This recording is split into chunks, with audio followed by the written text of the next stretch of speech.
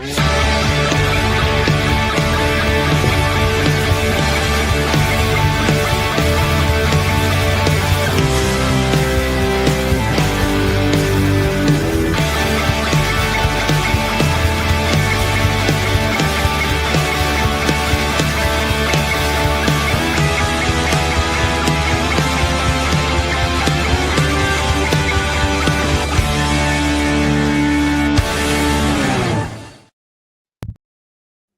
hello. Welcome to the Absolutely Premier League show from the Absolute Football Podcast.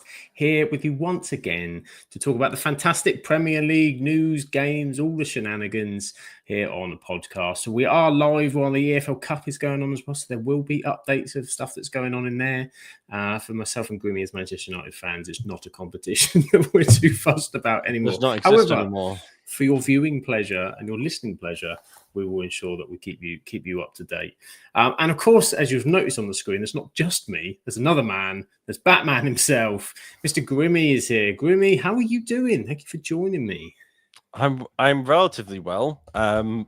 Past couple of days not been so well. Picked up some form of bug or sickness going around, but have managed to have a quick pre-pod fitness test to make sure I was ready to go. So raring to go on all cylinders. How are you, sir? I'm glad you passed your fitness test, Grimmy. That's good to hear. Hopefully, it's not like Cole Palmer and ends towards the start of the pod, and it's an all evening fitness test for you to get through. But no, I'm good, thank you. I'm not too bad. Same sort of thing. I'm sort of bunged up with a few things, but I'm here talking football, and we've actually got something positive that me and you can talk about tonight, which will be coming up, which is very, very, very exciting indeed. And we have people in the chat. We have the wonderful Smith and Chris is with us. He's watching the Liverpool-Southampton Carabao Cup game, 20th minute in, and the Jota chants are going around Anfield. That's wonderful. They are. I'm loving the fact they're keeping that up all season. Actually, that's really special from those guys. And it is Scottish football in the EFL Cup, of course. That's not where Rebecca is. She's still on a cruise. She's not up in. Well, she might have snuck up Scotland for a cheeky Scotland Cup game. Plus, National League is going on as well. We know that Rochdale are smashing it for Shah, which is always goes down well. Good evening to Simon. Hope you're doing well. Good evening to Graham. Hope you're doing well. And everyone saying evening to each other. Isn't it lovely? All friendly in the chat. That's what it is all about.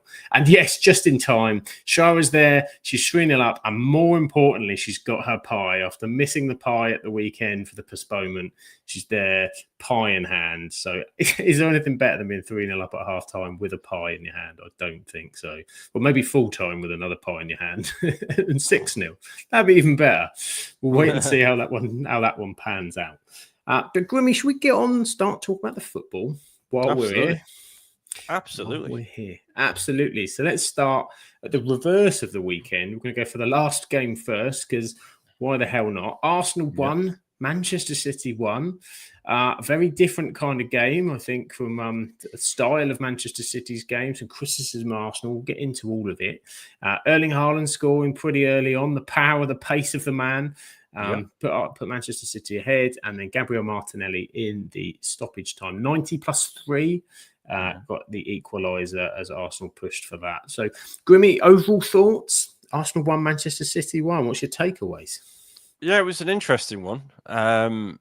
It was strange to me that how City seemed to struggle getting the ball out of their final third or out of their half. Really, they were very much set up on their counter, which is obviously not something we've really associated with Pep all that much. For what I saw of the game, I think Arsenal pretty much, I don't know if dominated is the right word, but had the majority of the ball and very much looked like the team. If you couldn't see the score, I would have assumed based on watching that match that Arsenal were the ones that had won or would have been winning based on the chances that they were creating. I know Madueke had a few decent chances in the first half and pulled out. I think Donnarumma pulled up off a really good save like late on in the first half.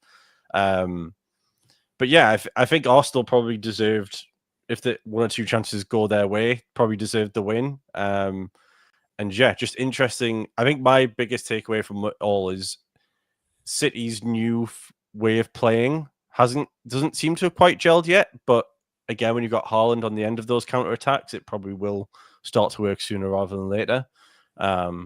But yeah, that was kind of my main takeaway from watching the match as a whole, really. Yeah, as you said, it was a very different Manchester City, very different Manchester City setup. I think it's one that suits Haaland so much better.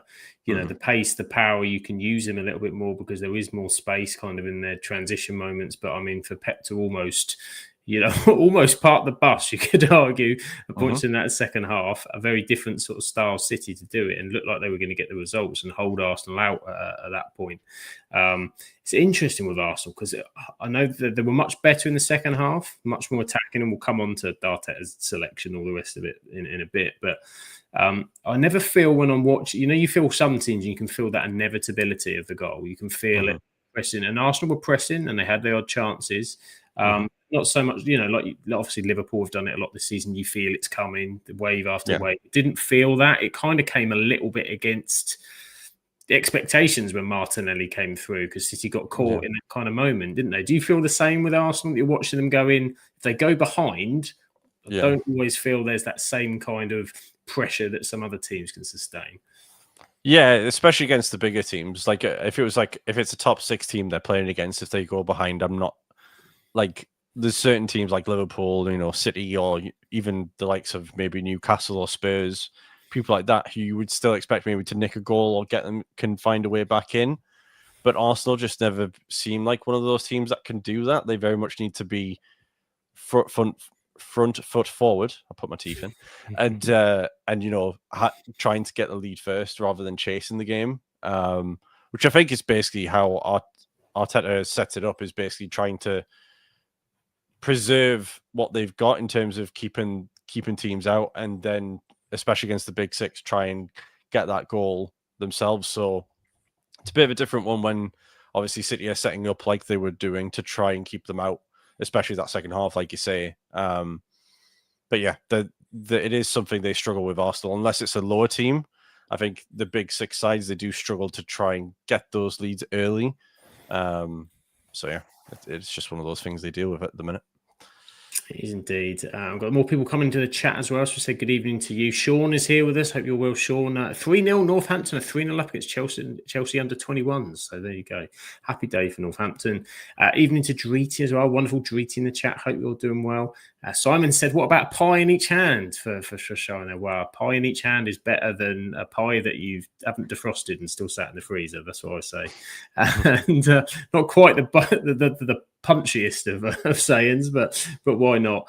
And Chris points out as well, so obviously possession doesn't amount to much really, but Manchester City 32%. Can you ever remember them having anything so low? Pep must have been watching a very different, had to kind of, I suppose, mentally prepare himself for a different kind of view. Yeah, well, yeah. I mean, that's kind of how it's looked like he's setting up, hasn't it? I know, obviously, they've had like Wolves or whoever at the start of the season, but it's very much looked like they're trying to play a very different way to anything we've seen from Pep. So I guess this is kind of the outlier, and this is kind of maybe what we're going to see more. Obviously, they've got Burnley at home next. I expect them to probably be the other way around, and they'll have 67% possession. But it's maybe Pep just trying to find a way through games rather than just hammering home the Pep tactic that he would copy and paste into every team. So yeah, it'll be interesting to see when he comes up against maybe a Liverpool or maybe a Chelsea how that works. But again, I think Arsenal are probably the main competition for City this year in terms of maybe trying to get that second place. So yeah, it'll be interesting to see how Pep develops it over the season, because again, I'm sure he'll figure out a way to get the most out of it further into the season we go. This is it. It's very, very different. And Graham says he's getting on Halloween early this year. Possession only counts as an exorcism, he says. Very good, Graham. Very good. Yeah, very difficult to, I suppose, for Arsenal, very difficult to kind of, I think I've seen quite a split, as usual, in the Arsenal fan base about how they kind of feel about this result. But I think generally there's been a lot of criticism about Arteta's starting lineup, about their approach. Obviously, at half-time, he flipped it a little bit. So he'd started in midfield. I think he had Mourinho in there. He had Trossard up front with Madueke and Gyökeres. Obviously, Saka was coming back from an injury. So you could understand him not starting. But I think there was question marks over could Eze have started. That's a possibility. But I mean, he changed it at half time to try and be a bit more attacking. And Simon says there, I think I saw him talking about Gyökeres a bit early on here, said they're frustrating him, they're annoying him because they bought Gyökeres, but they aren't playing to his strengths. I do worry from what I've seen. If you look at Arsenal's games against Manchester City, against Liverpool, against Manchester United, even at Old Trafford, it does seem Gyökeres is very much on the periphery of what they're doing. Obviously, heavily involved in the 5-0 against Leeds, and he was really good against Forest as well. Did you worry a little bit of that obviously very early days, but that they're not quite finding the way to get the best out of Gyökeres in the big games? I think that's something all top strikers have to deal with. I think, like, when you look at, like, across the history of the Premier League, top strikers tend to get isolated. It's the very best that find a way, even in the one moment that they get or the one chance that they get. So the likes of Haaland, I mean, he gets a million chances because he plays for City, but again, he didn't get much yesterday. But the one time he got through one-on-one early in the game, he puts it away. Now, Arsenal, like Simon saying, haven't utilized Gyökeres properly, but against the bigger teams, they're not going to have it their way, if that makes sense. Like, of course, against the Leeds and the Nottingham Forest and people like that, they're going to create chances more automatically because they're going to have the space and time to do so. And the other, like City and Liverpool and United, are going to be set up in a lot better fashion defensively to isolate Gyökeres and keep him away from the chances. Again, the United game, I don't really remember him having many chances. I don't remember him having any against Liverpool, and certainly against City, my mind's drawn a blank on that one. So yeah, it's a concern because they've spent all that money on Gyökeres, and you want him, obviously, for Arsenal's sake, you want him to be scoring goals. And if you're scoring goals against the lower half, that's a good start. Like, you've got to score goals somewhere, but they've got to find a way to get the ball to him in the box, and because he's lethal when he's in the 18-yard box. So yeah, I don't know what the answer is, but they have to find a better way of utilizing him. And I understand the criticism from some of the Arsenal fans, because it did feel like a little bit like the handbrake was on yesterday, and very much away to Liverpool as well. So yeah, I think maybe they need to be a little bit more attacking and going more on the front foot than they initially started yesterday. But yeah, the more chances they can get to Gyökeres, obviously, the better it's going to be for them, because he will put chances away if you give him good chances. Yes, and as we said, early days, he's still got to sort of find his way into that system, and many big games to come. Central G says that City aren't the same as before. They're definitely missing, I believe that's KDB, Kevin De Bruyne.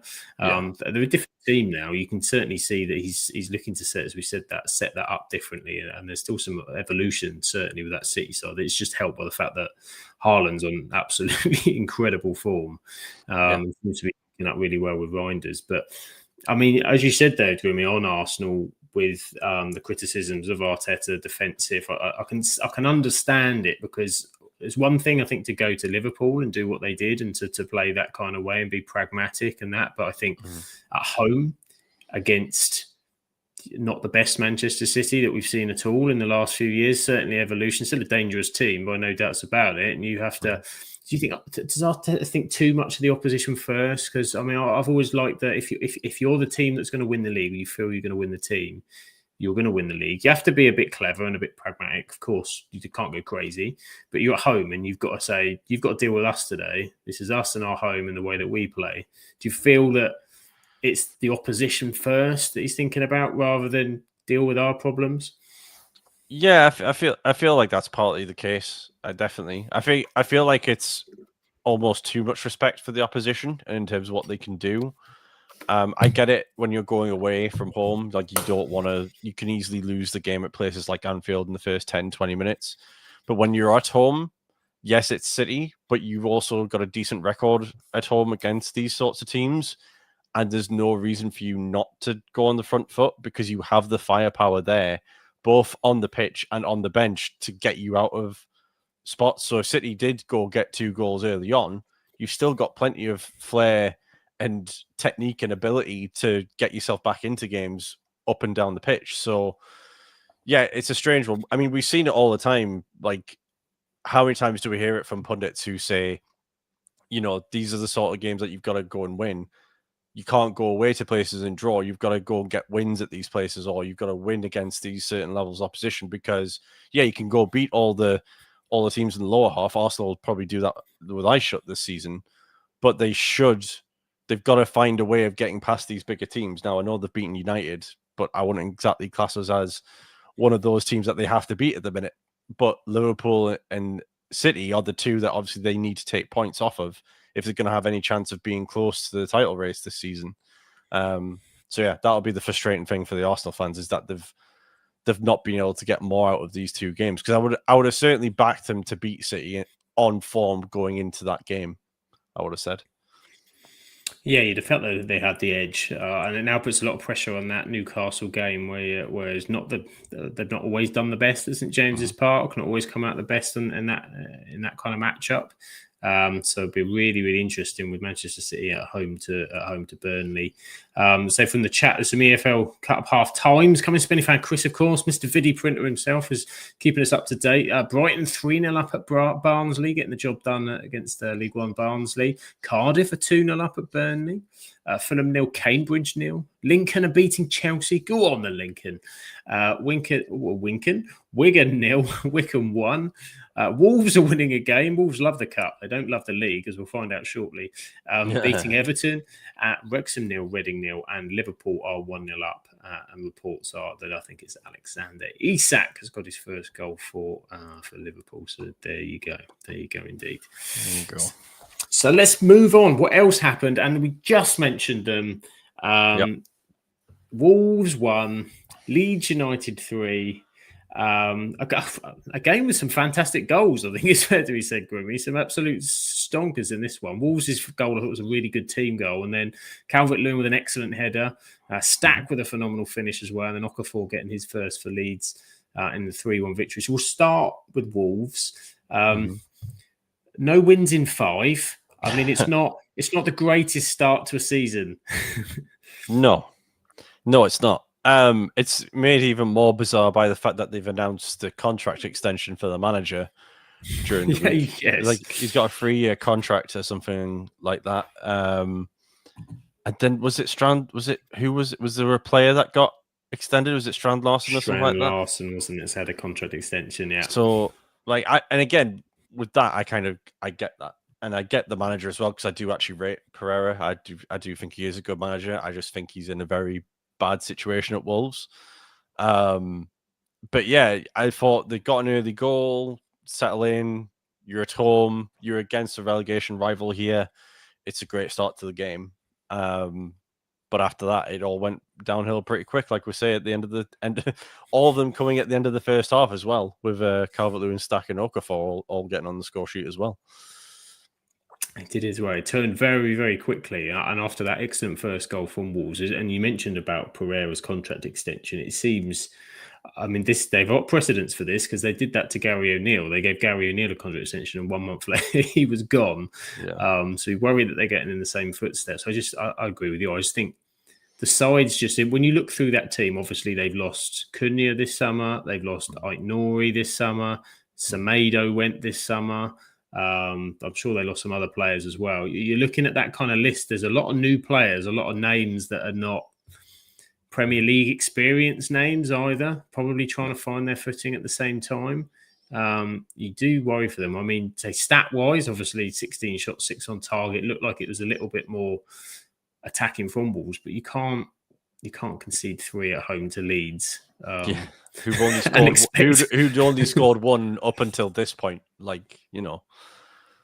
Not exactly prolific goal scorers themselves.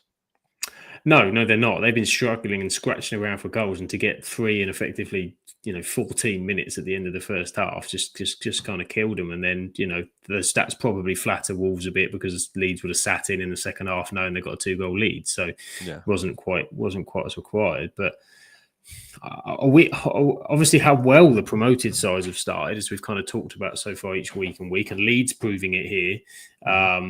Wolves are fast becoming a big worry, are they not, for relegation? is there a way out of it for them? I mean, they've got Spurs away next, who have started pretty well, so I wouldn't back them there either. No, I wouldn't necessarily either. I mean, if you look at, I always, when you start looking at relegation contenders in the middle of the season, and then you start looking sort of the next 5-10 games, and you look at where they go or who they're playing, and you struggle to see where the points are coming from, I think that really sets it up as to who's most likely to be in relegation contenders. And for me, for Wolves, they've really only got one game I could see them maybe realistically picking points up at, because they've got Burnley at home at the end of October.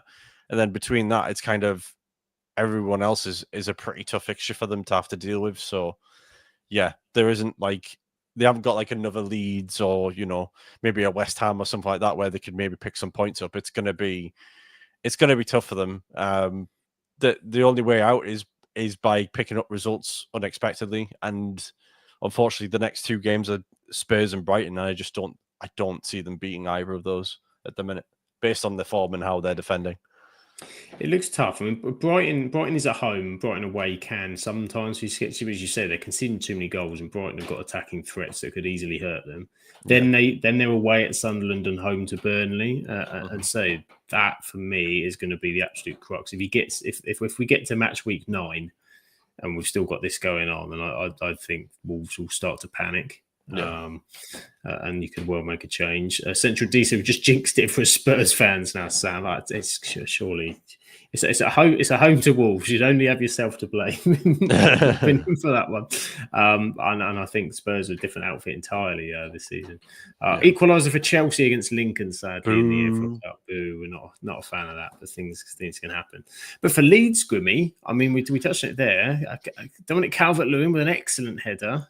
Back amongst the goals, Everton are missing out. Rebecca should be tearing her hair out. It's the goal scoring Calvert-Lewin is back. I know. I mean, fair play to him. Obviously they've eased him back into playing, because I know he didn't necessarily start straight away, and I think he maybe started the cup game against Sheffield Wednesday, and missed a couple of chances there. So it's obviously taken him a few games to get up and running. But he's got his first goal, and I'm sure that will have gone down well with the Leeds fans. And I'm sure he'll put, as long as Calvert-Lewin does what he tends to do, which is put Everton on the pitch, he'll do well. I'm sure he'll do well in the eyes of Leeds fans. And again, he's one of those that if you give him the chances, he can put them away.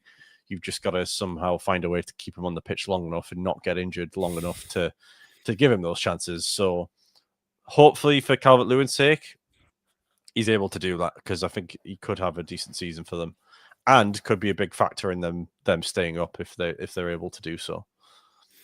He deserves a fair run with the injuries. Just wrap him in that cotton wool in midweek until he gets to next weekend. Rochdale are 4-0 up. Shah is having absolute dream of an evening. It's a double pie day if there ever was one. There might be a second pie full time to celebrate.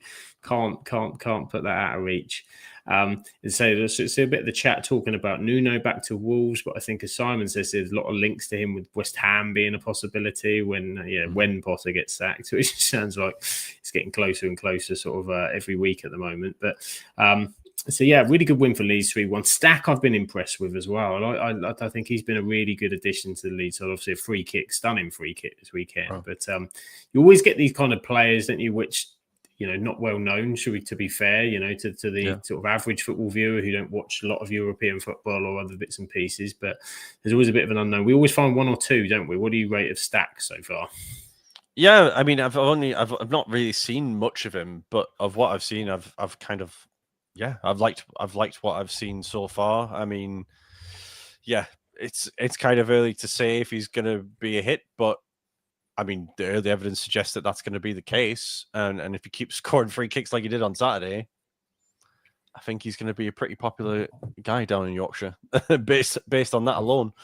So yeah, so far so good, basically, with Stack. One guy I would like to point out who I think had a pretty big game for Leeds was Darlow, because he made some pretty important saves in that second half. I know we were saying that obviously 16 shots kind of flat as Wolves, but a couple of those in the second half weren't necessarily 100% certain goals, but for Wolves, they were pretty good chances, and if not for those saves, it could have been a very different outcome, I think. Yeah, he did have a really good game. Really good game. Stepped in really well for Leeds there. We do love a good quip in the chat. David says seems like he's stacked up, Gummy. Stacked up. Oh dear.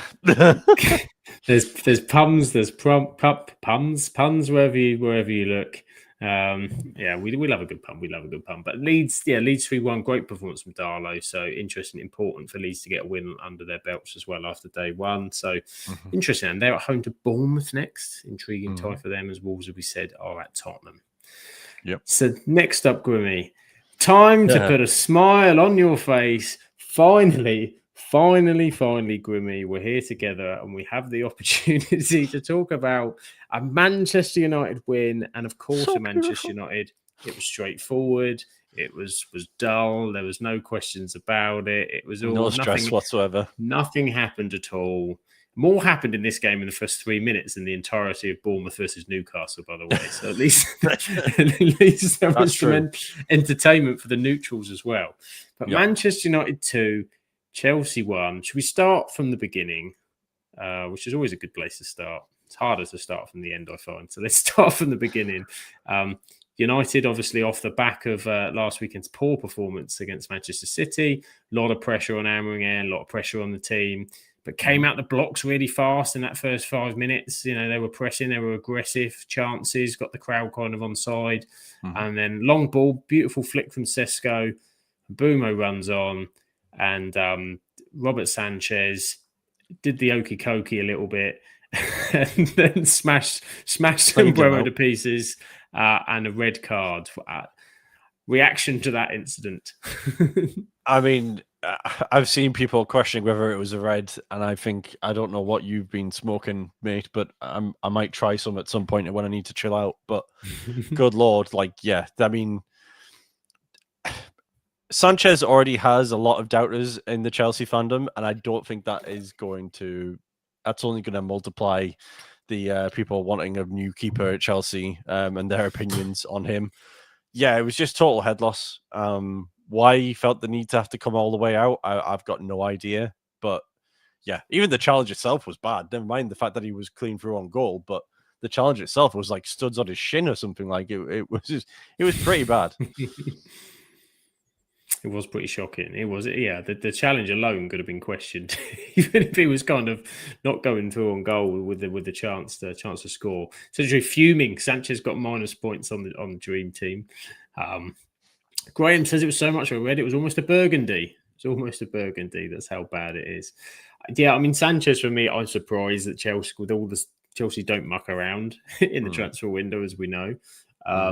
And while his stats show he's a very good shot stopper, there's just too many error prones. And, I think it was pointed out by some pundits at the weekend. You look at, if Chelsea want to be a serious title contender in terms of that week in, week out, you look at when they won the title before, Petr Cech, Thibaut Courtois.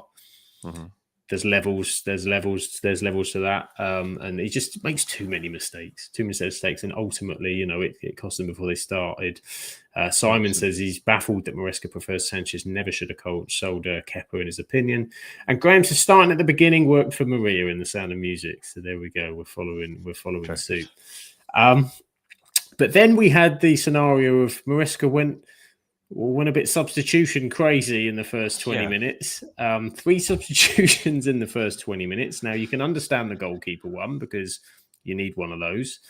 So not a problem. He also then decided to take off Pedro Neto for a centre-back, which, again, lost him an attacking outlet, which was then kind of even more baffling by the fact that Cole Palmer, we wasn't to know would come off with injury. But then there's a suggestion that he may have known because he was very questionably passing a fitness test earlier in the day by the sounds of things and wasn't 100%. So 3 substitutions by 20 minutes, 3 of their best attacking players off. Did he panic or did he just get it wrong?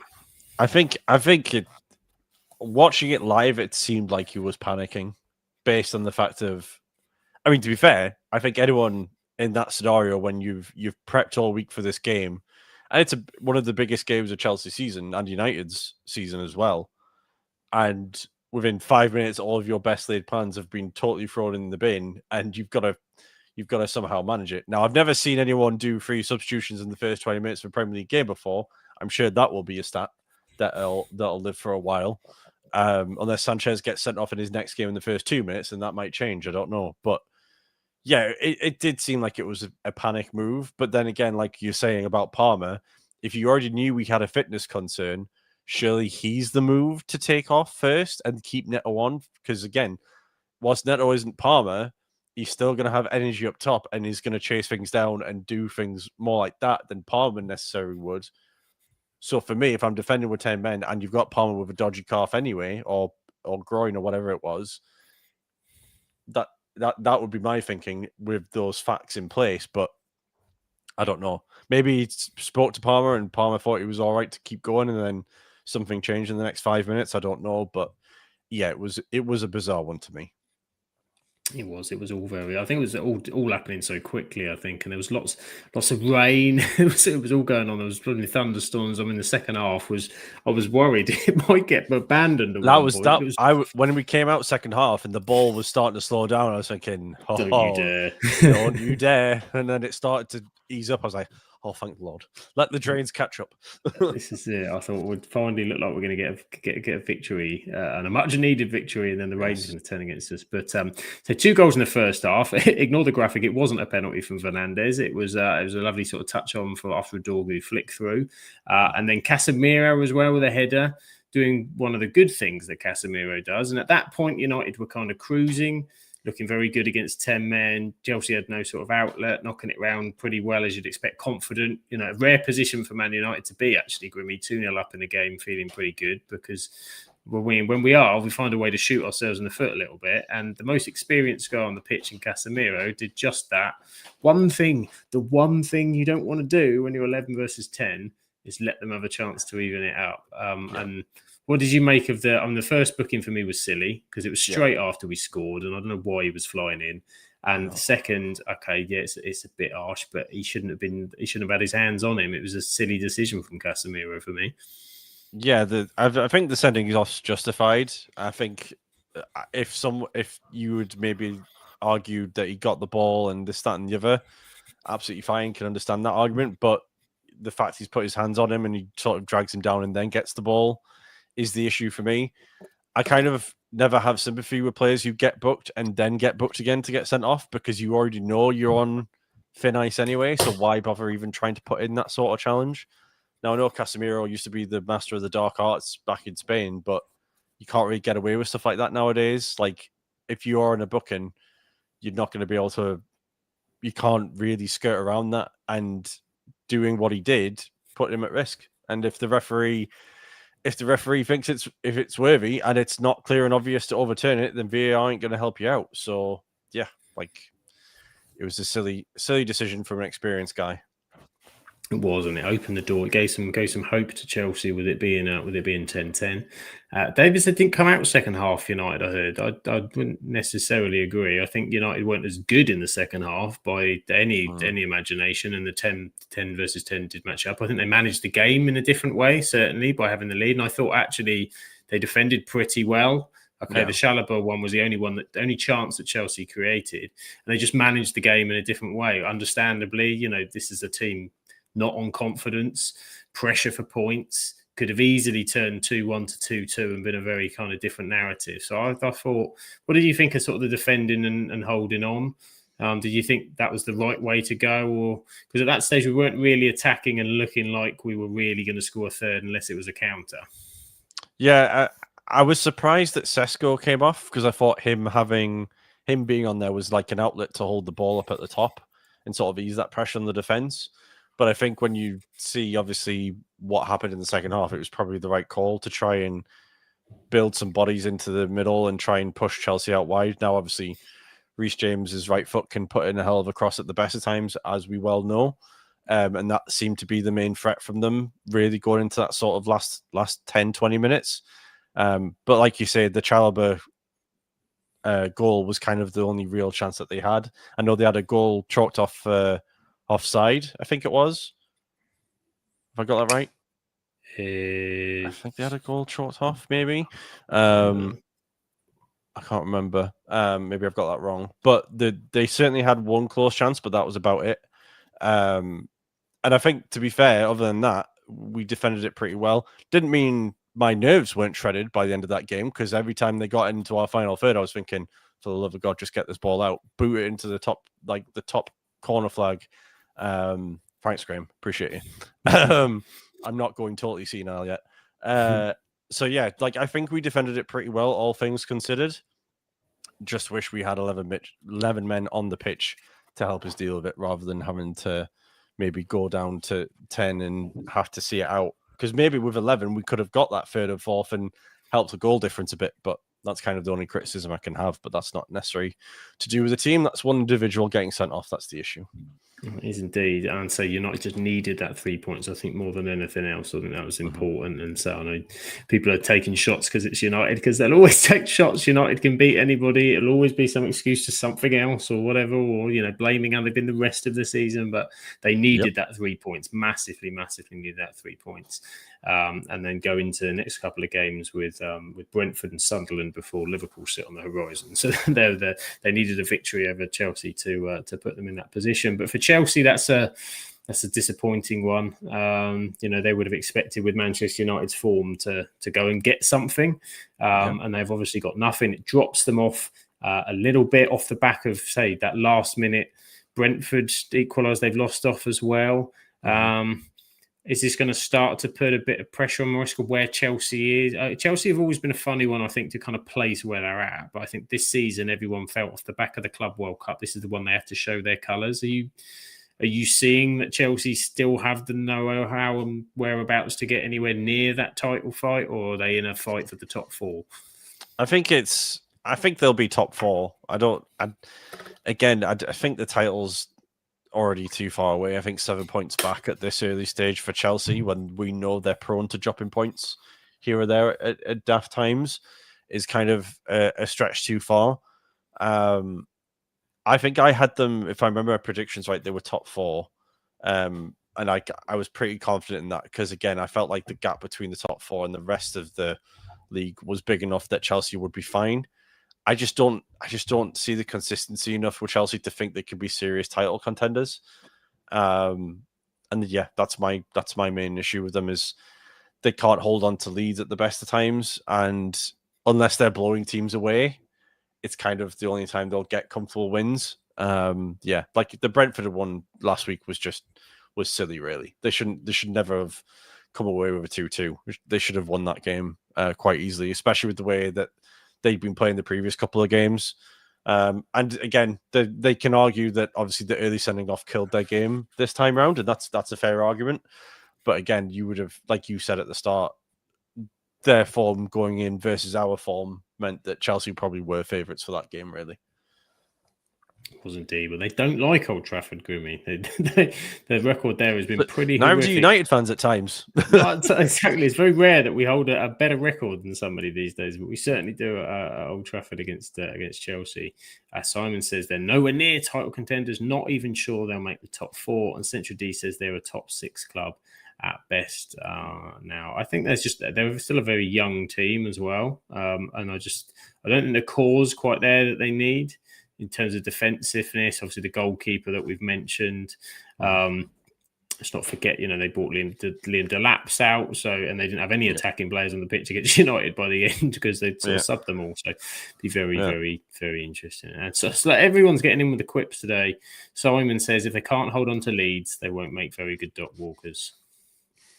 There you go. It's everywhere. It's catching, Grimmy. It's a pandemic of quips. Fulham are 1-0 up against Cambridge in the EFL Cup. So the good old Fulham are absolutely storming. And I think if I've timed this right, no, I haven't. They're later on. I was hoping it was going to be that next, just as a nice lead-in, but it isn't. It isn't. What it is up next is the Merseyside derby. The Merseyside derby, which of course our own Rebecca was very interested in watching it on the ship. She was Saturday lunchtime. See how Everton got on, and it was 2-1. It's 2-1 to Liverpool. Liverpool got another victory. 5 wins in a row. No late goals this time, which was a change. But in that first half, Grimmy, we started to see some of the sort of real click. Liverpool were really at it, and fully deserving of that 2-0 lead in the first half? Yeah, I'd say so. It looks more like the Liverpool I expected to see. Obviously at the start of the season, but obviously it's taken them a little while to start playing how we know they can play. But yeah, they were very good value for that 2-0 lead. And that Gravenberch finish was just phenomenal. Like how he managed to get the control on it mid-air and float that into the net was just unbelievable. Yeah, it was unbelievable. It was a fantastic strike from Gravenberch, who's again impressed again since he's come in. And that first half, they really were playing some good stuff. And so David's loving it, of course, being a Liverpool fan. But Everton came back in the second half a bit. They pushed back. Gay scored for them.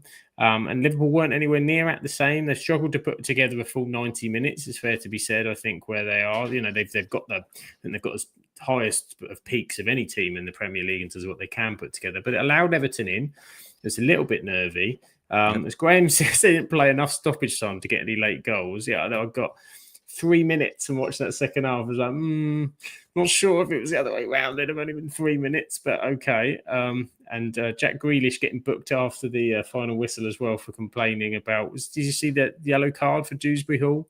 For a quick free kick taken. Is that really what our refereeing should be focusing on? I didn't understand that at all. I felt it was just one of the most bizarre things to book someone for taking a free kick too quickly. Like, huh? What are we doing? Like, what is the point of that? There are a team behind who want to get on with the game. Like that's going to happen everywhere. We've brought in all these incentives, like the goalkeeper holding the ball for no more than 8 seconds, and we're doing all this to try and make the game quicker and not stop and start. And yet a guy tries to play the game quicker, and it's all, apparently that deserves a booking. It's crazy. It is crazy, but it shows as well how far I think Everton have come. Because I mean, in recent times, I remember them playing Liverpool, going to Anfield, and literally just you're sort of hoping on a wing and a prayer a little bit that they'll do something from an Everton perspective. And it looked the way that was kind of going after that first half. But Grealish gives them an outlet, certainly gives them an outlet, and he was their main outlet again this weekend in getting some moments, some good crosses into the box. I do feel they need something else. I think it gets a little bit predictable at the minute, a bit one-dimensional. Give it to Jack and hope he can do something. And I think you'll get better out of Grealish where you've maybe got other threats, but and Dye can offer that. He's a very good player there. They brought Tyler Diblin on for the first time. Be exciting to see what he can do, if he can, be dangerous sort of down the right-hand side. Simon says the ref wanted to be the centre of attention. There was a lot of faffing around, but not any more than 3 minutes worth of faffing around, apparently. But to be fair, at that point, Everton weren't really having lots of chances, I think, sort of late on in the game. But it's another one where, say, Liverpool have got another win. So that's 4 in a row by just a single goal. But it's the most important thing. This is very... Do you feel it's similar to last season, Grimmy? Because that was kind of what Liverpool were doing last season, was winning without kind of blowing the doors off people regularly. Yeah, I mean, how many times have we seen it in Premier League winning seasons where maybe there's a run of form, whether it's at the start, in the middle, or towards the end, where teams aren't playing that great, or they're not playing maybe a full 90 minutes to the full potential, but they're still getting wins by any means necessary. The Arsenal game and Burnley games are perfect examples of that. I think the Newcastle game that you've got on the board there is another perfect example of last minute winners or special moments to carry the team over the line. Yeah, they've got talent up and down the pitch where someone at any given moment can give them something to win a game. And yeah, the run could go on for a while, I feel. And we could, again, if they start hitting strides like it looked like they were doing that first half against Everton, then I think it's going to be very difficult for anyone to beat Liverpool, which is worrying when we're 5 games in and it's not really looked like anyone's going to beat them yet. I think the closest they looked like they might have lost a game was probably the Newcastle game when Newcastle got to 2-2, but even that was short-lived because they got the winner in the end. But yeah, maybe a cheeky Anfield away trip for United might be where it ends. Who knows? Maybe we can dream, Sam. Yeah, maybe we can scab something.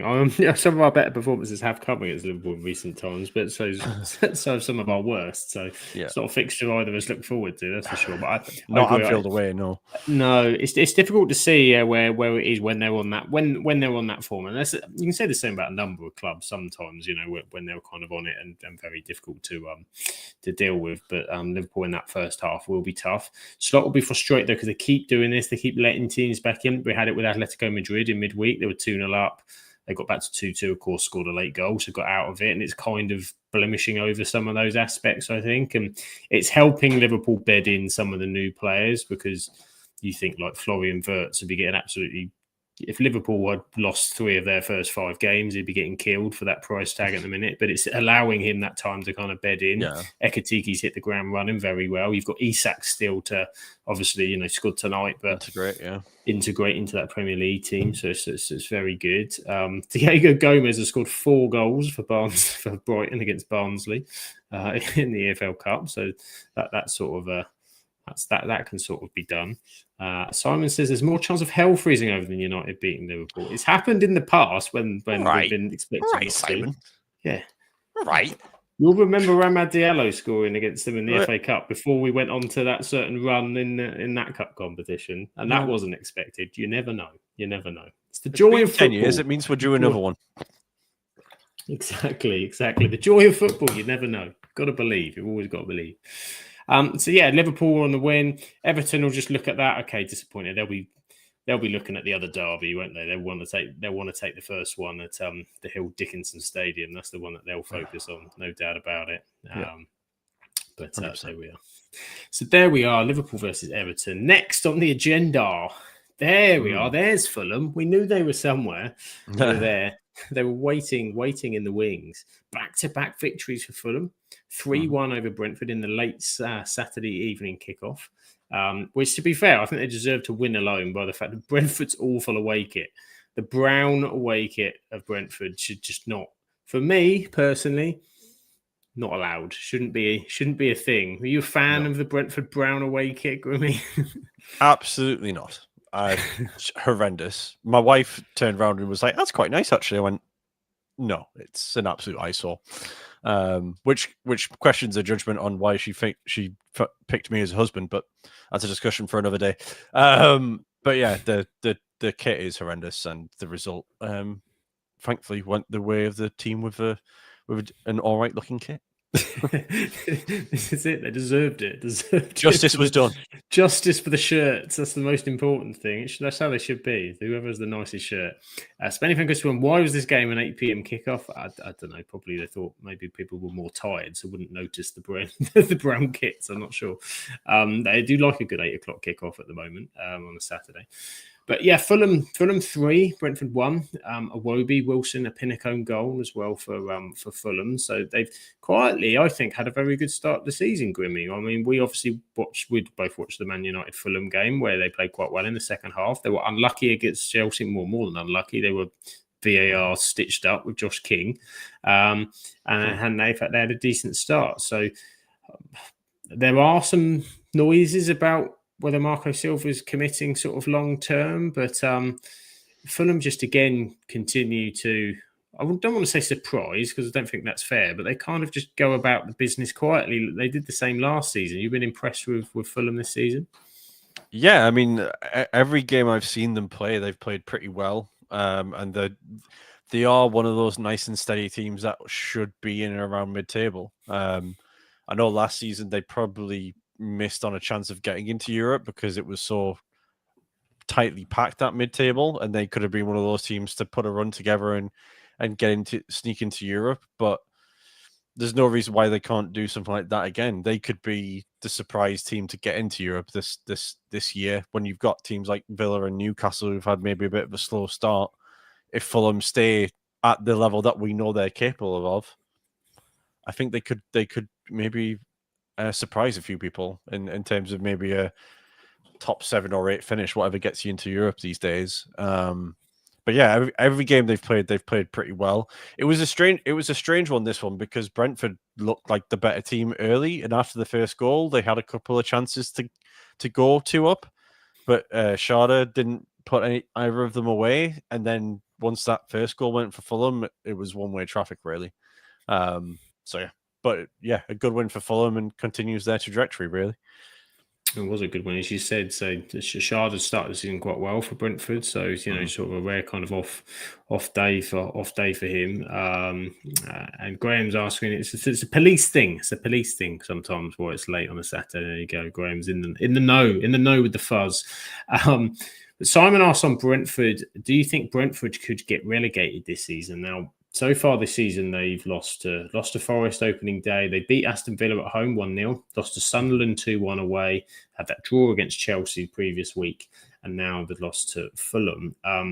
What do you think, Grimmy? It's a tough run coming up. They've got Manchester United and Manchester City in the next two games. Away at West Ham, which might be one they might have to target, and then they've got Liverpool.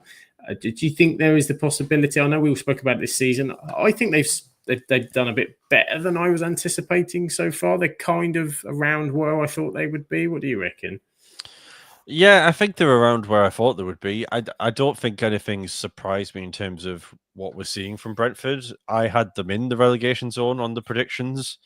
I still think that's the case, that they are going to be in and around that battle. There isn't anything that I'm seeing which is making me think, oh, that could get them out of trouble, or this could save them. Like with West Ham, you have Bowen, Paqueta, and a couple of other weapons that you could maybe utilize through the course of a year. With Brentford, it's kind of, you just have to take it game by game and see what results they can get. Obviously, the results they get against likes of Villa and people like that are probably going to be very important, but yeah, that next 4 games is a struggle. And if they don't pick up at least a few points, they're going to be chasing teams above them, I think. And maybe are going to be like a Wolves, who are going to be desperate for some results to kickstart the season, really. Yeah, it's going to be a struggle for Brentford this year. And I've not really been surprised by what I've seen for them so far. No, and it's kind of very reminiscent of where they were when they sort of first came up. Their home form very important. So both their win and their draw coming at home, unbeaten at home, but they've lost all 3 away games. So it does sort of seem that way. David does make a good point. They did well against the top teams last season. They did, and so Chelsea's the highest team they played so far, and they picked up a draw there. So interesting to see how they get on, probably on this next run of games. But they've always got that long throw weapon, though, Grimmy. The long throw is always there to worry everybody, so you can never rule that out. But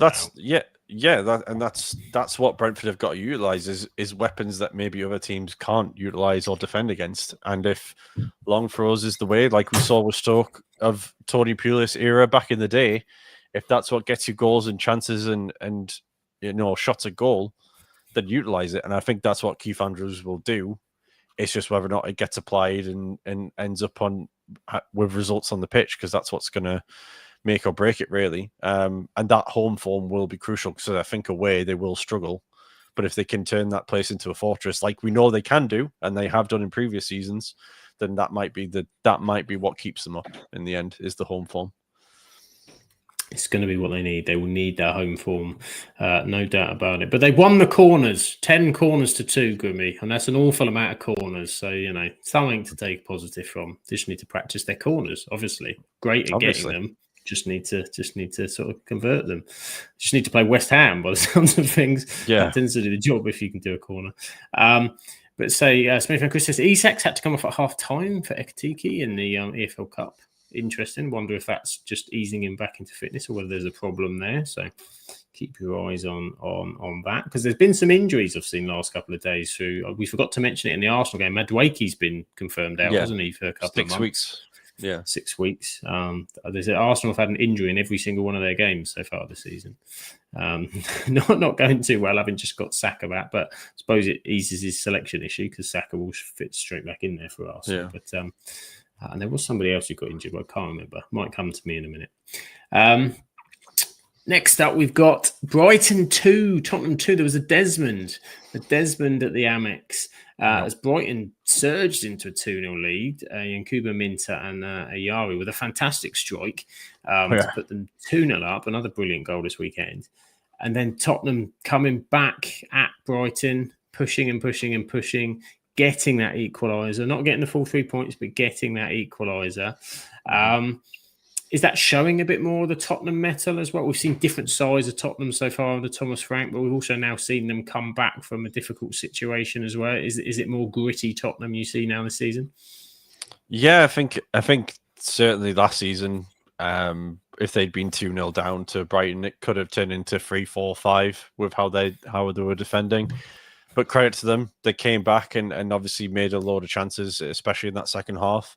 And to be honest, even after the own goal went in, which was very kindly provided by the lap of Van Heck, they had a couple of really good chances to take the game, and they probably are frustrated to get on the team bus home, thinking we could have nicked that and could have gone away with 3 points, and that would have been an even better story for them to take home. But yeah, I mean, you have to be happy with that as a Spurs fan, being 2-0 down just before half time and turning that round is not something you would usually associate with Spurs, especially over the past season or so. No, that's it. Spenny Van Chris sending he's made them less Spursy. He's made them less Spursy. They are a different outfit now, it seems. And teams will go to Brighton and struggle. Most teams go to Brighton and struggle. They're very, very difficult to beat at home. And particularly from that kind of 2-0 start makes it even more difficult. Another team with 10 corners though, Grimmy, I think, unless I've got that wrong. I've just given everyone 10 corners for the away teams. We do love good corner. But say Richarlison again. Richarlison's been one as well. He seems to be back amongst the form. He's been enjoying it more in a Tottenham shirt. Really sort of taken that mantle over. Is it just an account of sometimes a player and a manager have that kind of fresh link up, and it just freshens a player back up? Yeah, definitely. I mean, we've seen it with players where they've been non-existent, and then a new manager comes in, and it's like they've been reborn. And I think that's definitely what's happened with Richarlison. You would say he's probably been one of the top 5 players of the season based on how he started out this season with Spurs, with his goal output, with his general effort, with his link-up play as well, and his general pressurizing of the opposition's defense as well. I mean, again, the City win, I feel like he was a big component of, because he was pressuring them when City were trying to stay on the ball and was putting Trafford under pressure pretty frequently. So yeah, I think Richarlison's been a big factor, and obviously Thomas Frank has found a way to get the best out of him, and is probably starting to look like a sensible buy. When those few seasons ago, when they bought him from Everton for was it 60 million? I think people were thinking, okay, maybe this is a bridge too far in terms of the transfer fee. But again, if he continues on the form that he's on, I think it'll have taken a while to get there, but it'll probably be worth the money by the end of the season if he keeps going the way he's going. And maybe it's just a freshen up, really, of that kind of front three. Obviously, with Son going, Son was such a massive part of that. You think you had kind of two seasons, one after the other, where you sort of had Kane being such a massive part, disappeared, and reinvigorating that. Now, Son, it kind of gives that freshness, I suppose, that they're not trying to fit in against someone that's been there for a long time. Yeah. You've got options up front. You've got Richarlison, you've got Johnson, you've got Odebear, you've got Solanke, you've got Kudus. There's different threats kind of coming through from Spurs, and different ones that they can utilise that they're doing very well with so far. I kind of got that feeling from, I was watching kind of the final score on Saturday, and it did seem that Tottenham were constantly knocking on the door in that second half. And then when I watched the highlights, it was very much kind of that case, having Brighton started well. Simon's giving props to Ayari. He says Ayari doing well. Nice to see him doing well, even though he wasn't great when he was on loan with them, with Coventry. He was telling people he would be a good player. And again, Brighton do love a good gem, don't they? A good gem who's got a finish in them. Diego Gomez has got 4 tonight. I'm sure one of them would have been good as well. But do you like the fact that Brighton, you can kind of count on to throw a player up every now and again, well, I say pretty regularly, that impresses you and does something special? Yeah, I mean, it's pretty much every season at this point, isn't it? I mean, for the past 3 or 4 seasons, we've had names pulled out of a hat that have ended up at Brighton, and they've turned out to be absolute superstars. So, yeah, I mean, Ayari seems to be the next one on the list, which is great for me because I have him actually in one of my trading cards. So I've got one of his rookie cards. So if he ends up going to a big club, then I'm winning. So, yeah. So when I saw him on the score sheet, I was like, I'm sure I've got him. I checked the collection. I'm like, yeah, I do. So yeah, it was a good day for me on Saturday when he scored. But yeah, again, I think everyone's got to the point now with Brighton's scouting system that basically when a player comes in the door, everyone goes, we're just going to keep an eye on him and see what he does, because everyone's thinking Brighton are usually onto a winner here, and they haven't got it wrong very often recently. So yeah, I think he's another one that could be something special. Yeah, they've always got this conveyor belt. Rebecca and I did an all about Brighton episode, which you can watch on the channel, with Joe Sawyers of Brighton podcast, Albion Obsessed podcast, and he was talking about and said, look, there's this guy and there's this guy, and this guy's on loan as a possibility, and there's kind of everyone's talking about Belieber, but there's another guy coming through that's going to be sort of that. There's always this kind of conveyor about this sort of next level. And Brighton, probably like Bournemouth, Bournemouth are starting to be very good in their recruitment as well. You just rely on them. You just have that confidence that they're very good at identifying people. They are consistent in the players they develop, and Brighton's model's been known for years, and everyone says, well, this will be the year it won't work, it will stop, and we haven't seen that yet. We've still seen that kind of consistency, but obviously they didn't win, but again, it seems we're with the same kind of Brighton. The home form's good, the away form not quite so good. Chelsea away up next. What Brighton are we gonna get next week? Are we gonna get the away Brighton, or are they gonna sort of buck the trend? I think it all depends on Chelsea, that one, honestly. I think it depends what Chelsea turns up. If it's the Chelsea that we saw play against Palace at home, who didn't really create much and didn't really, have much spark to them, then Brighton have every chance of getting something. I feel like the Everton 2-0 away, they didn't necessarily play that badly. They had a few decent chances. I just think the occasion of it being Everton's first home game in the new stadium very much kind of overtook everything. I didn't see the Bournemouth game personally, but again, they scored away from home. So again, you'd have to assume they must have been in the game in some way, shape or form. So yeah, again, it's Chelsea. Who knows what if Chelsea turn up as they can, then it should be a Chelsea win. But if they don't come up at least a 7 out of 10 performance, then there's every chance Brighton could get something there, I think. It could indeed. And just perfect timing. Ayari's just scored Brighton's 6th goal in the EFL Cup tonight. So that trading card, Grimmy, is by the second. Just I might put it in I might get it framed just to keep it in prime condition. It looks like it. It looks like it's going to be a good one. What is a good one? Southampton have levelled against Liverpool. Go on, the Saints. They've levelled it up against Liverpool in the EFL Cup. Still fair bit to go. What we're talking 15 minutes potentially, maybe more. Intriguing. Well, there's still injury time though. Liverpool going to score a late goal. We know what happens. We know the story before it's even laid out on the screen. We've got one more game to go through in a little bit more detail before we sort of overview the others.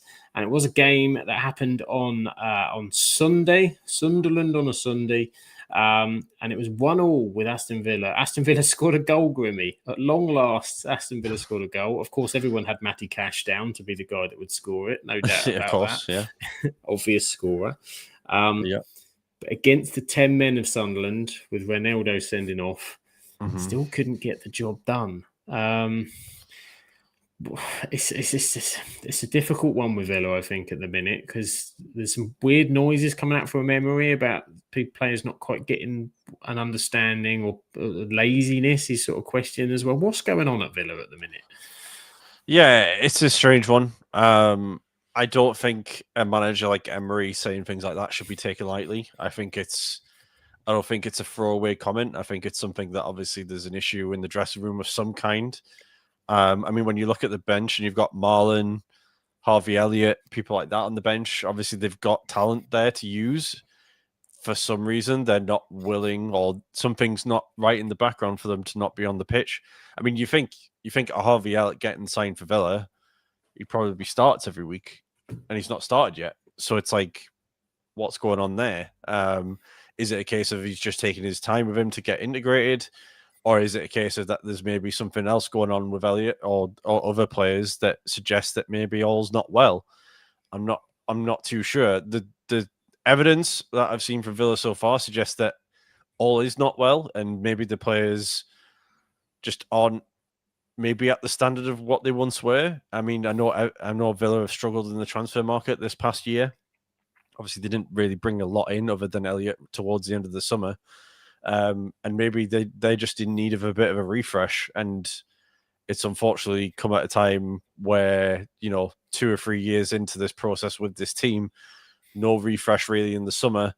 Maybe it's just maybe Emery needs a few more of those newer ears in to kind of give a bit of energy and give a bit of a spike to the team's efforts, because at the minute it doesn't look like the effort's really there at the moment. And it's a strange one because Villa, I think everyone would have had fighting for European places, and at the minute I can't see them finishing in the top 10 the way they're playing.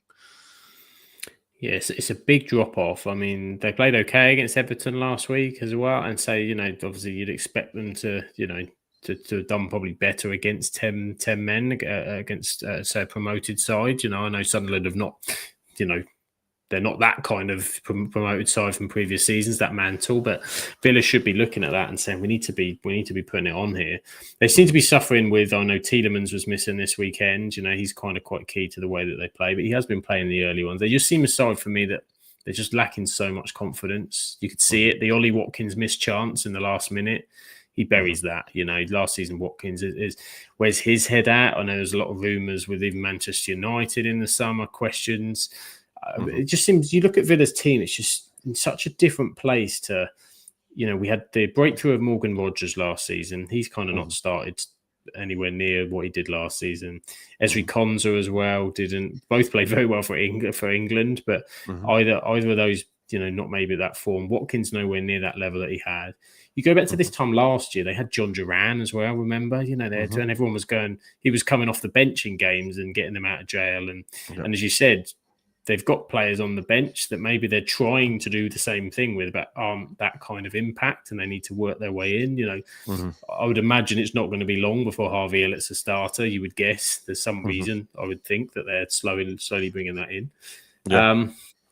But you do think they need a victory. A goal's great, and I think the fact that they got the goal, that water off the Ducks' back this weekend, don't have to worry about that. But then to go and then concede against 10 men when you've got the goal, that shows a bit of a weak underbelly, and that, not everything's kind of working together. Yeah. And Europe's not really started for them yet either. Do you think that's going to add more complexity, or that might help give them a different competition? Because it can do two things, can't it? It's one of those things that you can either find the confidence in Europe, which again, Emery's the mastermind of the Europa League, and he could very well do something with Villa in that tournament this season, and that's maybe how they spark things up. But also then you find that in a lot of circumstances, you see players turn up for the European games because they've got the motivation to try and go as far as they can in those tournaments for the bigger occasions, and then they get to the league and it's kind of, they sort of take the foot off the pedal and they don't want to get themselves injured, or something happens to them in the games, and it's kind of, I struggle to see Villa picking up a load of form in Europe and then carrying it over into the league. I could see them having a good European season, but I just don't think the league is necessarily going to show, obviously, what they are capable of. And that's just the part and parcel, obviously, of the Europa League and what it does. Obviously, there's a bit of a different format this year in terms of how the fixtures are laid out, but other than that, that's kind of the only thing really you can really point to at the minute for Villa, is that if they pick up maybe a bigger win in Europe, it might turn things around and maybe give them a bit of confidence. But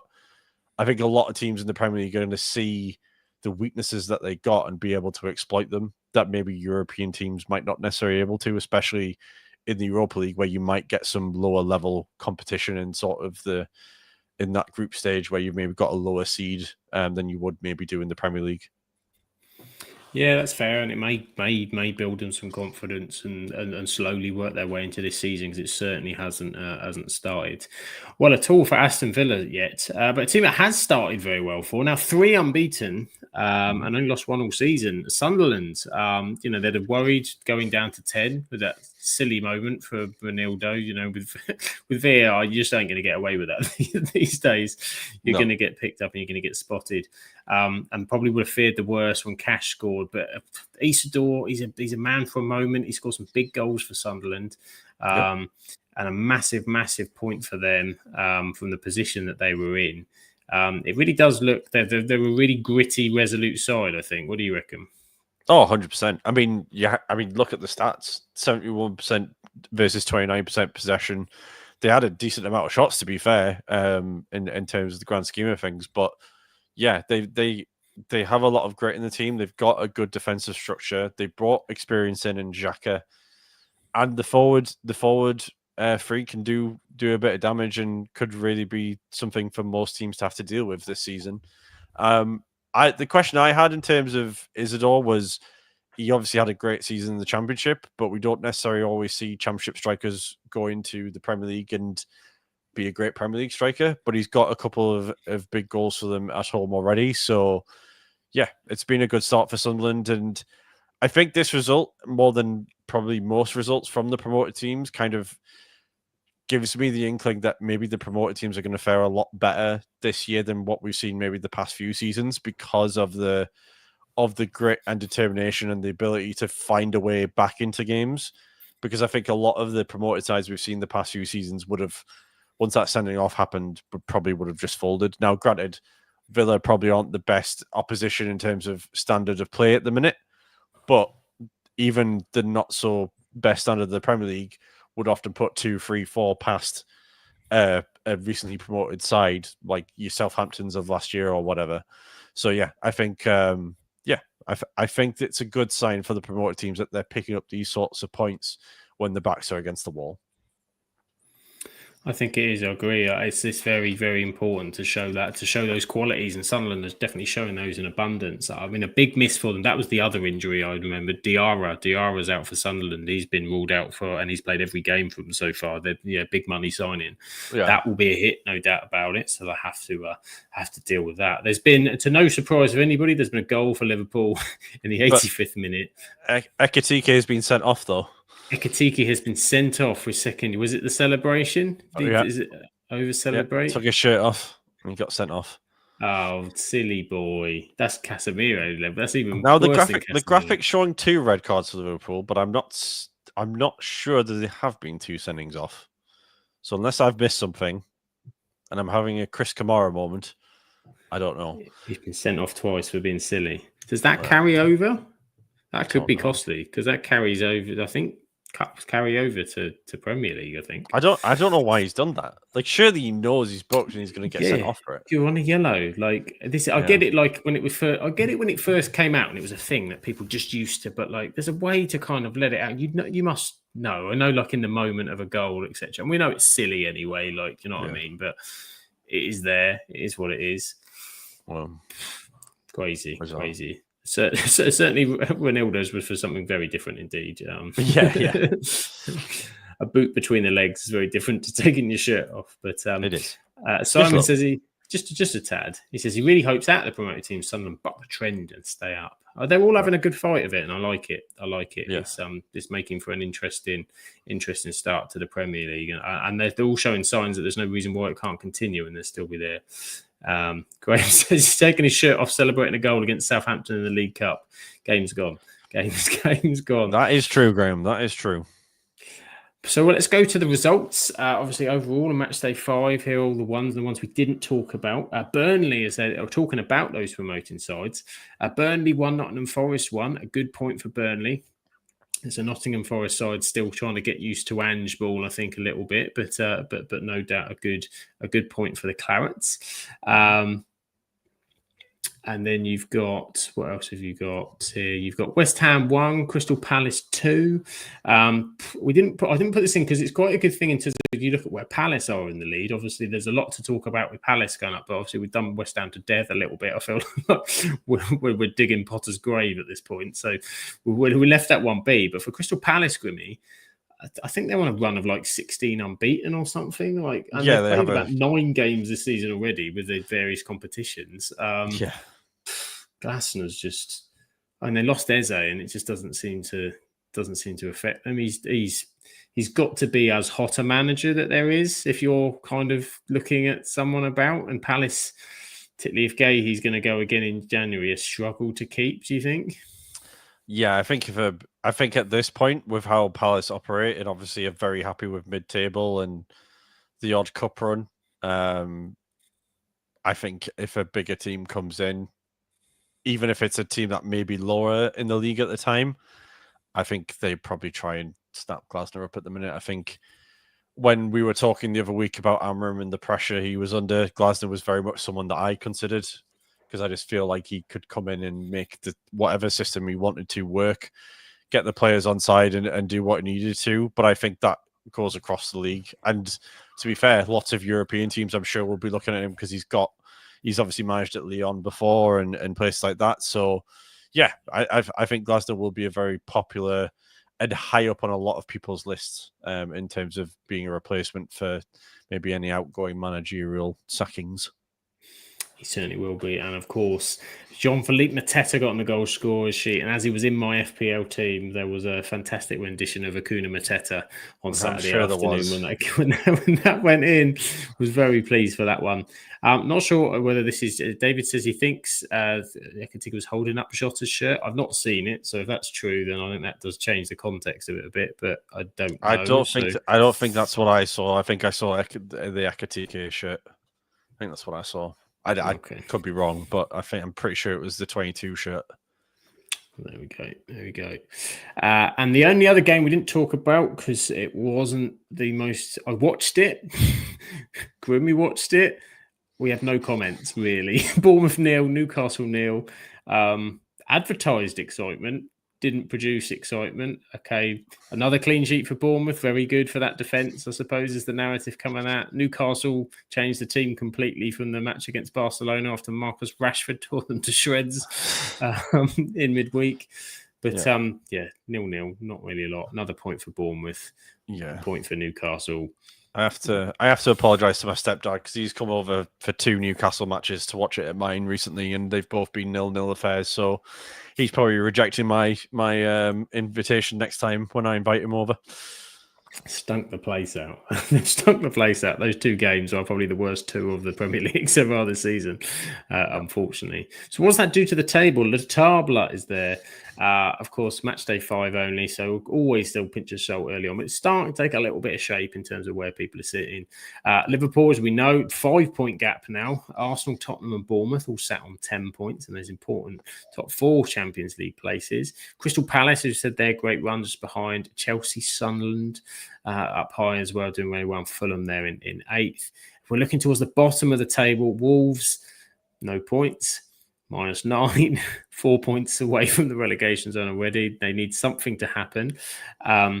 West Ham, as we said, having had a good moment the other week, it's dropped back to formality with them. They're conceding so many. I think we hinted at it earlier. They're conceding so many corners. Palace were peppering them with corners, and every single one looked like they were going to get hurt by. So they've got a real problem with that. Villa in there as well at the moment. And then Brentford, Burnley, Nottingham Forest.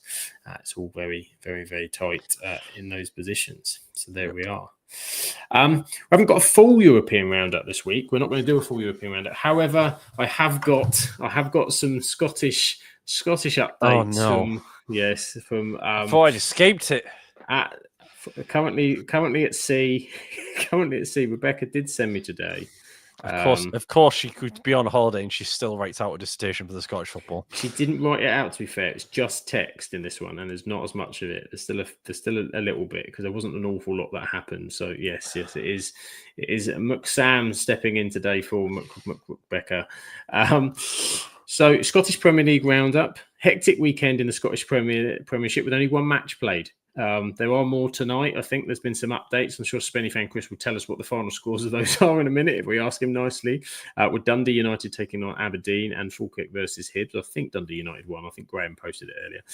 But Dundee secured their first league win, Grimmy. She got a win for Dundee. A 5-goal thriller. Dundee opened the scoring through Simon Murray in the 43rd minute. They went into a half-time 1-0 up. Joe Wesley, who now has an incredible chant, doubled Dundee's lead in the 66th minute. She hasn't told us what the chant is, though. So, so you'll have to guess. Probably because it's not safe for advertising. It could be a risky one. Not long after Dundee conceded a Clark Robertson own goal, pulling Livingston back in the match. Livingston equalised in the 83rd minute with a penalty from substitute Jeremy Bokila. And a late drama, Dundee awarded a penalty. Simon Murray, who had been subbed, so it fell to substitute Callum Jones, who found the back of the net and secured all 3 points for Dundee. Results from today, Dundee United won 2-0. And it was a Desmond between Falkirk and Hibs, which isn't it lovely? And Mook Desmond. So there you go. There was the Premier Sports Cup, which sounds like a local competition five-a-side, to be honest. But the Premier Sports Cup, Chelsea won 4-0 away at Partick Thistle. Rangers won a game. They beat Hibs 2-0. Much needed for Russell Martin. Very much needed. Aberdeen failed to make the semi-finals after being beat 1-0 at home to Motherwell. It took penalties for St Mirren to secure their place away at Kilmarnock. And then the semi-finals will see the Old Firm derby with Celtic and Rangers renewing their rivalry and Motherwell taking on St Mirren. So there you go. Scottish roundup for you. What a time to be alive. What a time to be alive. What a time to be alive. But it's been a wonderful evening to be alive, Grimmy, because we've got through it all. We've discussed the Premier League. We've survived Lurgy and EFL Cup late goals and everything else like that going on. We've made it through the evening. We've done it. Yeah. Grimmy's battled through the pain. And we've like a warrior. Like a warrior. So, Grimmy, where can everybody find you and your wonderful stuff? Tell everybody about your wonderful channel and what you've been up to. Yeah, so Twitter, X, whatever you want to call it. I'm Grimmy16 on there, where you can hear the ramblings of a madman. YouTube is Saint Grimmy, as it shows on the screen. Basically, that is, at the moment, is my trading card collecting hobby channel thingamabob. Not got any new videos recently. I'm planning to get some new stuff up in the next month or so once we've got a few things to crack open and share with the audience. But hopefully we'll have some stuff sooner rather than later. But yeah, those are kind of the main places to check out, really. Yeah, that's all I can rack my brain to figure out. Where can we find your beautiful mug, Sam? You can find my beautiful mug on a mug, actually, in my cupboard, actually, from the Absolute Football Podcast. There is one in there. But you can, where can you find me? Well, I am at Sam Absolute FBL. I do have my own YouTube. I have two YouTube channels, one for Sam Absolute FBL, one Sam Absolute EFL, both of which I haven't done an awful lot on recently, but there are plans. I've just been busy with life, and the podcast comes first, you see. So I have to do that when I can do it. But do check those out because there will be some stuff coming, probably on the FBL one first, maybe some bits and pieces I'm going to do. I'll start to do maybe some analysis videos on different things for the Premier League. So that might be a fun thing to do. But you can catch me on the Absolute Football Podcast. And before we put up socials, just want to say a massive thank you to everybody. As it was announced yesterday, we have been nominated again for the Football Content Awards, which is absolutely incredible, absolutely amazing. We will be in the Best Content Creator category, which is insane when you look at some of the names in there. There's podcasts I watch. There's people respect the hell out of in there. Bob Mortimer's in there, Grimmy, of all people. I mean, it's crazy to even be sort of sharing a platform with these people. But thank you guys for everybody who nominated us to put through. You can help us even further because you can now vote. You can go on the Football Content Awards pages and vote for your favourites. But yeah, best content creator and best in non-league as well, which is fantastic for that show, which we've been doing since April, really. And Charles done an incredible job in collaboration with NL Full Time, who have been sensational as well as the team there. So we're humbled to be going again. And yeah, your support would be muchly appreciated as we head to Leeds. We head to Ellen Road, Grimmy. Can we get a win at Ellen Road? Who knows? Who knows? We got one from Tottenham last season. Well, I mean, I'll keep my fingers crossed. Keep them crossed. Don't do it just yet because we're not going until November because your fingers might hurt. But yeah, when it gets there. That's what gets the award, Sam. Sometimes the pain is worth the gain. Sometimes the pain is worth the gain. It is indeed. But what certainly is worth the gain is watching the Absolute Football Podcast and our 4 live shows a week. We are still the best new content creator at the Football Content Awards from last year. So yes, we can have that up until November. The absolutely non-league show is the first one that we have of a week on a Monday. That is with Shah and the brilliant collaboration with NL Full Time, as we mentioned, doing National League North and National League South. That's on the channel. They recorded that last night. Do go and watch that if you haven't already. And if you want to learn about non-league football as well, super detail and they know their stuff. It's really entertaining show. I'm learning a lot from it. My non-league knowledge is increasing, and also the support of Rochdale as they're on their mighty march to the promotion. Hopefully, we have on Tuesday the absolutely Premier League show, of course. Myself, Grimmy. We're hoping we might have Lucas and Hannah next week. They might be back. Rebecca's returning from her cruise. Heather will be back on. I know I've got a week off. Grimmy's got a week off. How do you get one of those? I need to fill in a form. We'll get in contact with HR, see what we can do. I need to speak to HR. I need to speak to Shah. How do I get a week off? No, I love doing it. It's fun. It's fun to do. I'm looking forward to chat with some of the other team hopefully next week. And then Wednesday, WSL and WSL2, absolutely women's football show, which this week will be hosted by a wonderful Ant. Ant is stepping in because Freya's having a much deserved holiday. She got her holiday form in, of course, so she's having a much deserved week off. Ant will be hosting that one. I think Paul and Danny potentially on tomorrow, but it'll be great. It'll be great fun. And the absolutely lower league show with the Rowdy Rabble on a Thursday. Shah's back talking everything EFL, Championship, League One and League Two.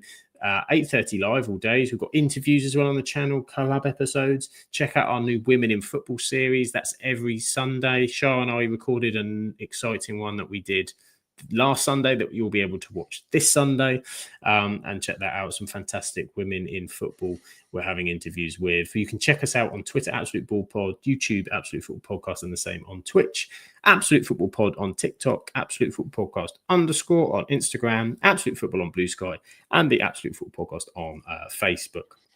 And of course, thank you to all the wonderful people in the chat. It's great chatting football with you. Always great going back and forth, and you guys make it super, super, super special. And Graham says, can we keep it up after November, but change it to 2024 Best New Content Creator? We absolutely will be. It's not going anywhere. Hopefully, it'd be wonderful if it could be added to, but at the very least, it will definitely say that will be with us forever and a time. You can't take that'll be on all our tombstones. Don't you worry about that. This is it. It's like the one trophy that you win that will always be there. It'll always be on your Wikipedia page. We need to get a Wikipedia page. Yeah. And then that can be there. Honours 2024 Best New Content Creator. But there we go. Have a fantastic week. Enjoy the football and everything else. We'll catch you next week with Premier League action. Check out the rest of the shows. Have a wonderful, wonderful, wonderful time. And we'll see you later. Ciao for now.